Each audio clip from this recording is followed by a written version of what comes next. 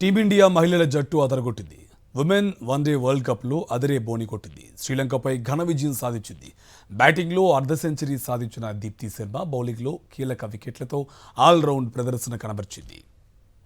మహిళల క్రికెట్లో అత్యున్నత వన్డే ప్రపంచ కప్ టోర్నీలో భారత్ శుభారంభం చేసింది. సొంత గడ్డపై జరిగిన తొలి మ్యాచ్లో ఘన విజయం సాధించింది. డక్వర్త్ లూయిస్ పద్ధతిలో శ్రీలంకపై 59 పరుగుల తేడాతో గెలుపొందింది. మ్యాచ్కు వర్షం ఆటంకంగా మారడంతో ఆటను 47 ఓవర్లకు కుదించారు. టాస్ ఓడి తొలుత బ్యాటింగ్కు దిగిన టీమిండియా నిర్ణీత ఓవర్లలో 8 వికెట్లు నష్టపోయి 269 పరుగులు చేసింది.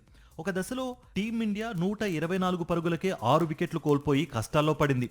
ఈ క్రమంలో క్రీజ్లోకి వచ్చిన అమన్జోత్ కౌర్ 57 పరుగులు, దీప్తి శర్మ 53 పరుగులతో జట్టును ఆదుకున్నారు.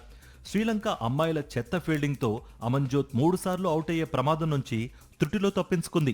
ఇక డక్వర్త్ లూయిస్ ప్రకారం శ్రీలంకకు 271 పరుగుల లక్ష్యాన్ని నిర్దేశించగా 45.4 ఓవర్లలో 211 పరుగులకు ఆలౌట్ అయింది.